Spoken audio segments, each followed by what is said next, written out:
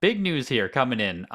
Shill bidding. Oh, It's everywhere. Run! oh God. Coming in from eBay. So on Z&G Emporium, they were gonna run a WATA 9.8 A++ Pokemon Silver going up for open auction on eBay, which in 2024 for there to be video games even over 10,000 is pretty rare on eBay. This was going to sell for, there's a good chance it was going to go over 20,000. Okay. So that's a lot for an eBay auction. What's the pop on that grade? Pop 3, I believe. So there's other one of 3. So there's 9.8. Yeah. Wow. Yeah. So I mean, Lugia Pokemon Silver, the Lugia PSA 10 sells for like 50,000 still, I think. Neo Genesis. Silver's the big one. It's up there.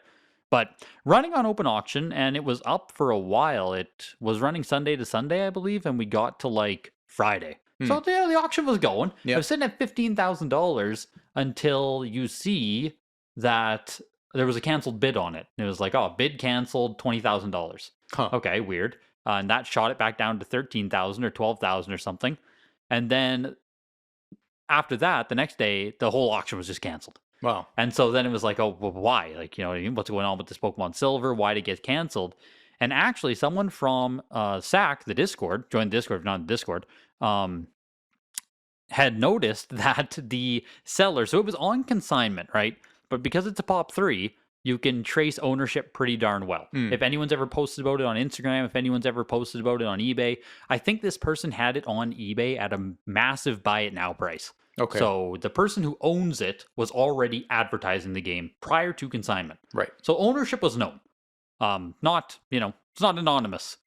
So with that, when you check eBay bid history, you can see feedback scores. So you can go through there and you can match a feedback score to a profile. If it's the same, it's quite unlikely you're going to see 786 feedback exactly on two different, you know what I mean? But then even going a step further, Z&G being the consigner has actual profile names. He can actually link real names, real bidding, real locations, and going through it, it's like, okay, the guy who consigned it was the first guy who was bidding on it. That's canceled the bids and was like, hey, you can't shill bid your own item. Like, it's against terms here. Didn't kick him though. It was like, oh, just don't do that, right? And the guy was like, oh, okay, sorry, like didn't know, won't do it. Didn't know. You know what I mean? You got to give this benefit of the doubt because it's like, you know what I mean? Sorry, my dog got on my eBay account. I wouldn't kick a guy off at that point. I maybe you feel differently, but if you're bidding on your own item at consignment, on a single profile, it's like so long as you pay for it, it doesn't really matter. Like, say you won your own item, you were pumping it, you just buy it, you pay the fees, you pay the consignment fees, you retain ownership. All right, some people might say that's really dumb, but like you're playing by the rules still. Right. You can be a bidder in there. So, okay, you're bidding on your own item, not a huge deal, not good, not the worst thing. But after their initial conversation, he then looked into another bidder. And that was then another account linked to the guy. Oh. It was the seller's middleman account. I guess there's Australian. So it was one of the middleman accounts that the seller was also using without the middleman knowing he was using it and bidding against himself. Wow. So now you have two shill bid accounts. So, I said with one, it's like, okay, it's still a little bit questionable. But if you have two accounts pumping your item, at that point, it's like, hey, this is now... That's the line. It just is, right? Yeah. It just is. There's no justification for even fair play. It's like, oh, you are blatantly pumping this. Yeah. You don't even have to wait for someone else to care. You just pump it yourself. Yeah. So he got kicked off of the consignment. The Z&G blocked him, canceled the auction. I think it's the only thing you can do at that point. Yeah. Well, especially it's their image that's at risk, really. Well, yeah, exactly. It's now calling into question the integrity of the consignment service itself. Mm-hmm. So if you find this, I don't see how you can just let it run. You can't. You have to bring it off. It's not even an auction anymore. Just do it, buy it now if you want to buy it now. That's the issue with two accounts. It becomes a buy it now. Yeah. It becomes a reserve. Yeah. So, and then I think we agree you have to kick it off. Yeah, I would think so. Like, it's just tainted at that point. What if they paid for it? Would you care then? It's still, I don't know. It's, it's still not genuine, I think.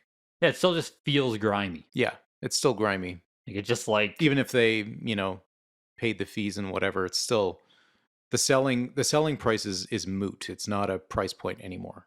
yeah, and But it could be for someone looking to sell their own, I know. which is fraudulent in that case. Yeah. The price point is not real because someone shilled it. So Yeah, now you enter into the world of fake comps and manipulation and all of this stuff where it's like no, like no, we don't need to do this. yeah, Like, and this guy doing it, like the silver's one item he had. He also had some Magikarp card that was like a double hollow foil error. That was also getting pumped up. I don't remember what price that was at, but it was going to be like a 5 to 10,000, maybe even more. It might have been a PSA 10. Was it a Japanese card? Nope. Neo Revelation First Dead Shining Magikarp, but it had like a double hollow error or something, so it was like more beautiful than regular. Cool card, but and then in his collection too, which I guess was pending consignment, there's like first edition PSA 10 Lugias and like we're talking a collection $500,000, maybe $1 million. So this isn't. It's funny because I don't know. Maybe in my head I think like it would be a small one-time guy shill bidding or something, but it's like, oh, it's the guy who has everything, who already has a bunch of money, who has expensive stuff, who's also now shill bidding. Right. And maybe that is more what it is the people who do whatever it takes, if you want to put it that way. Right. I try to think of like going at this with a positive, fair play kind of mindset versus the crush your enemies. Like, maybe that's why I don't have expensive cards. Maybe I'm playing wrong out here.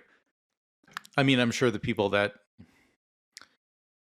when you see like these crazy prices on eBay for games or something, I'm trying to think of like when I sort by highest price now, it's like there's a Japanese Mario or whatever for $1 million or something. Yes. There are people like that who will they don't really, I don't know if they don't feel shame. They don't really care. They don't care how other people perceive them. They'll do whatever to make the most money. Yeah. Backdoor. Yeah, I guess it gets into the talk of backdooring as well, where it's like, oh, like, who cares? Yeah. Screw you. Yeah, exactly. Yeah, it's kind of like a narcissistic outlook on things. Yeah, I think you really get into that world once you start getting into these more expensive collectibles. Yeah. You get people who like do not care. Yeah. And I mean, I'll fully say that the thought of like, oh, it's good for the community and stuff, like, I think that gets overblown as well in the world of collecting, given how selfish collecting is in general. It's like, oh, you can help the community by not doing blank, and it's like what community, man? I'm already buying stuff for myself at prices. Like when I buy stuff, you can't have it. There is no community there. You know what? Like the scummiest people I know are the ones who use like, do it for the community. I do it for the community. It's it's manipulative language. Of course it is. Of course it is. Yeah. It's trying to play to emotion to get an outcome that you desire. Yeah, exactly. And you're using not me. It's the community. You got to help the community. Yeah. If you don't do that, you're bad for the community. And it's like, I think that gets overplayed as well. I like to try and, tread a realistic line of like, you can't look out for a community, but yes, obviously it's nice to help people, all that stuff. But, on the opposite side of it, you do have people who just do not care at all. Yeah. Like, I don't care what you think. Mm-hmm. I don't care. I'm going to make the money. I'm going to do whatever it takes to do it. And like, if you don't like it, like, block me. You're a hater. Block me. Yeah. Yeah, that's right. As funny as it is. So with Z&G kicking this off, I gave you the laydown there. 2 accounts, shill bidding, using account without authorization. I don't know how much more you can do, right? Like, I don't know how you could do much worse with that. But then you go onto Instagram, right? And you have this other guy now. When we're talking about these other people that exist. So this guy, who's about to share this opinion here, I'm going to just read through it. This guy was called out as well as being a scammer, which, surprise, right? Scammer defending a scammer. Yeah. He was skimming off the top of consignments. So you'd go to him and he'd be like, oh, 5% consignment rate. I'll sell your card for you, right? And you'd say like, oh, I'm hoping to get 5,000 for it or whatever. So he would take your card, he would sell it for 6,000, tell you he sold it for 5,000, take his 5% off the 5,000, while also pocketing that additional 1,000. Oh. Yeah. And, so obviously not doing it public sales. No, all private. And the only reason he got found is because the guy who consigned and the buyer connected. It connected just randomly, and I think it was shared the price. And he's like, "Hey, I sold my card for $5,000." He's like, "I paid 6." Wait a sec. Yes. Wait a sec. And You know, that's. I feel like when you're dealing with people like that who you can't completely trust, you need to negotiate a net price. It's like, no matter what, I get this money out of it. Whatever you can do on top of that is your burden. I mean, obviously, you know, you wouldn't consign with that type of person anyway. But who sells something for more and just doesn't sell the kid? Like, what? I'm pretty sure that's illegal. well, yeah, obviously the way he did it. But I mean, like, if you're the consigner, if you're someone consigning your collectibles to a dealer, Yeah. you can negotiate a net price instead of a 5% fee or whatever. Oh, okay, you're saying just pick a net price instead of a fee. Yeah, that's Interesting. how you protect yourself and create a predictable outcome. Interesting. Then you know, like, out of this card, I'm going to get $5,000 no matter what he sells it for. I feel like it's difficult with a lot of those things that don't have super solid comps. Yeah. Like, say, you know, your PSA 10, whatever. Oh, for sure. and It's a risk in terms of underselling yourself. Well, you might not even get the price though. Yeah. Like you do a net, right? Say I want net 5,500. Well, we can't. There's no buyer. Yeah. So what happens then? So, well, then that's up to I would say that's up to the dealer to know that that's not really possible. And then they say, well, maybe 4 is more a realistic price to get you. Okay. You know, it should be a dialogue. But I'm just saying it's an alternate way to kind of protect yourself. Rather than percentages? Yeah. I feel Because like then percentages is more common. Percentages is more common, but also if you're dealing with people who will skim, then that's going to happen when you don't know It just a sale like price. sucks that, you know what I mean? Like you have a high-end consignment service. It's I like, think, you know what? I think that shit happens all the time.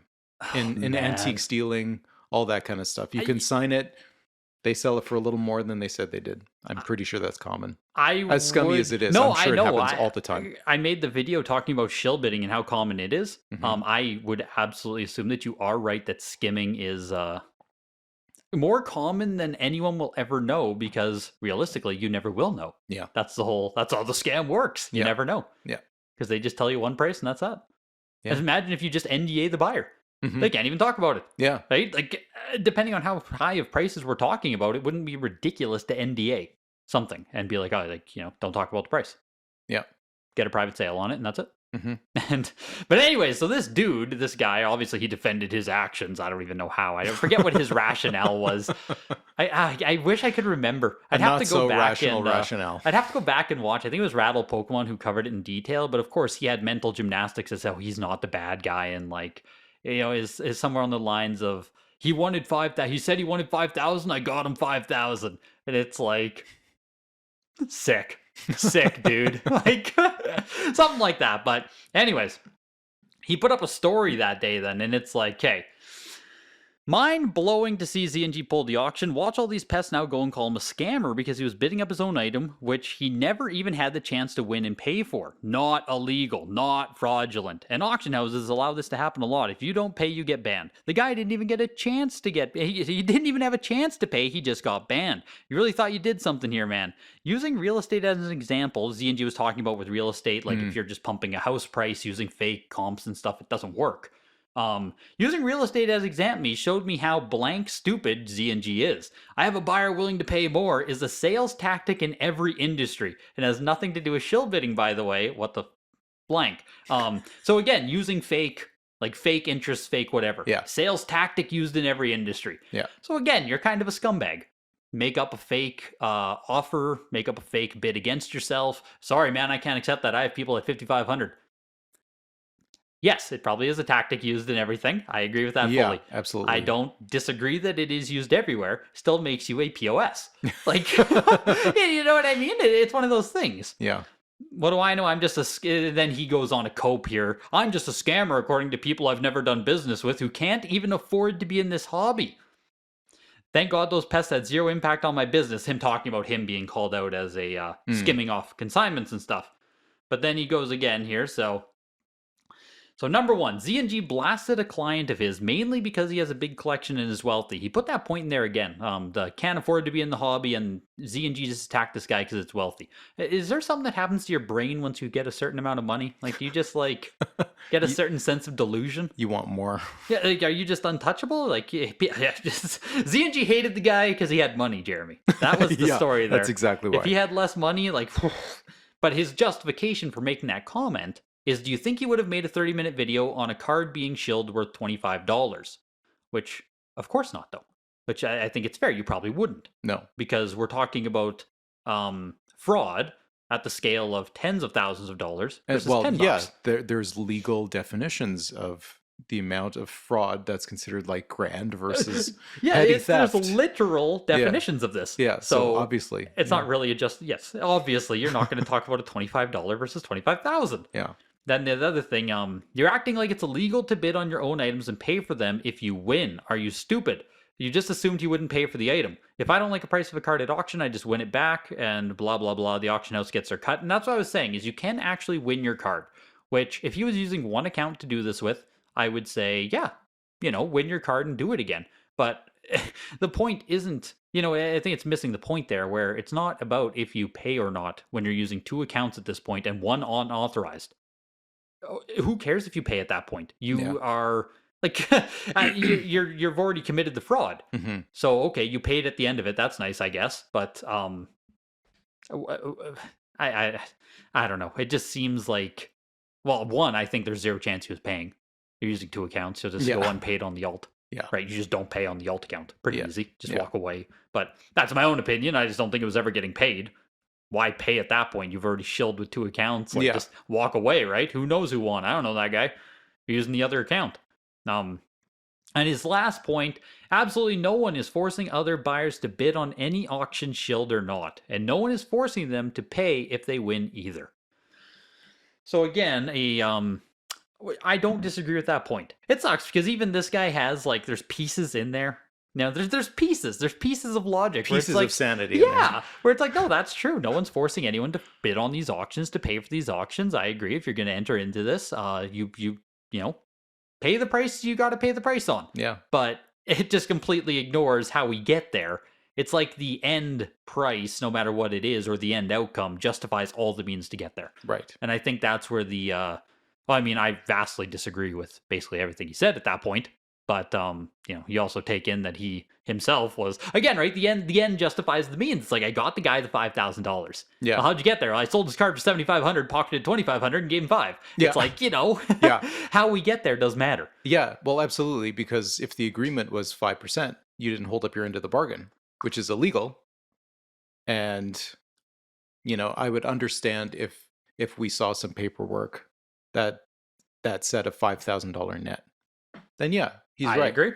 But if that's not the case, 5% consignment rate of whatever it sells for. Yeah, is the agreement. If that's the agreement, then he didn't hold up his end of the bargain. Exactly. And that's theft. And when you go into the shill bidding on two accounts, you're breaking eBay terms of service. And I don't think there's anything illegal with using two accounts to do it. I don't. But if your framework for morality and ethics is it illegal? You're probably not doing that great anyway. Yeah. It's like on other ethics and morale. Yeah, it's like you're thinking, okay, yeah, you're right. It's probably not illegal. If that is your only basis, it's like, wow, don't ever talk to me. Like, I don't want to know what you're doing, right? Because you will cross legal lines. Of course you will. You don't care at that point. Yeah, of course. But so that was the big thing going on there with auctions, and it's a shame to see, honestly, because that was going to be an exciting one. Yeah, it's too bad. I really wonder if that hadn't been the issue, where it would have ended up. And now we're in this spot where it's like, oh, it was going to go to auction, now it didn't. Does this taint Pokemon Silver now for the other owners? Like I said, there's 3 of them. I think at least 2 of them are known. Like, we know who has this one, obviously. And there's one other one that everyone knows who has. So I don't know. Does that affect the price of it now? Or now is Pokemon Silver more popular? Because, oh my god. I don't know. It's tough to say. I mean, you have to be someone who knows the different copies, or how to even find out which copy is which. I feel like this, at bare minimum, if this guy was serious about wanting to sell his game, he will now get a lower price. I think that copy Yes. is going to be Like his copy, him selling it, I don't see how he could expect to get more for it now yeah. than. Yeah. I mean, at the end of the day, it's who wants it bad enough. And if they need it and they're willing to pay for it, I know, it's funny who because at knows the how much it same matters. time, someone else could be like, "Oh, hey, a Pokemon Silver. Like, I kind of want that. Who cares about all this? Like, Yeah, all that crap doesn't matter. it's noise. It is like, if you're actually just entering the market to go buy it, that is noise. Like, who Yeah. cares? That doesn't. Whatever. They'll deal with what they deal with. I'm a guy with $20,000. I want this game. Mhm. Do you want to sell it to me or not? Like, Yeah. you know what I mean? Yeah. So in that case, yeah, you could be right that it just doesn't matter. And that's what I mean with the community stuff there. It's like, oh my God, this is so bad for the community and stuff, and this hurts. And he's going to sell his game. People will still deal with him. Like, it's like, is he a scammer? No. I think, do you call that scamming at that point? Like, would you call the guy a scammer? We're talking about the shill bidder, Yeah, right? the shill bidding. Honestly, I think, yeah. Yeah, you'd go that far? Because it's dishonest, right? Would Scamming. you be afraid of dealing with him? Oh, yeah. Okay, interesting. Okay. For sure. I mean, when the price is right on items, the item is just an item. Mhm. But I would never buy from any of his accounts. Okay. Or if he was selling it at open auction. Open auction, I wouldn't touch his stuff. I wouldn't touch. Yeah, absolutely not. Yeah. I mean, if you're buying privately, an item is an item, as long as you get it. It's hard to scam. It's like ship me my item or you don't ship me my item. There's not a whole lot you can do. Yeah. And I think a lot of people, like even that guy who I was reading those opinions of, falls back on that, where it's like, if you deal with me, like, yeah, okay, you're going to ship the card. Great, cool. You know what I mean? But I'm going to take money when when we agreed otherwise. I'm going to overcharge you on shipping though, and take it's. This card costs $1,000 to ship. Yeah. So yeah, I agree. People can always do the bare minimum expectation in a transaction, but yeah, I think you have to. I think you have to call it a scam too. Like, you scammer. Like, you are. Who knows? Who knows what you're capable of? Well, yeah. I mean, if obviously if you don't see anything ethically wrong with it, then what else don't you see? Yeah. Like I said, if your barrier is illegal, yeah,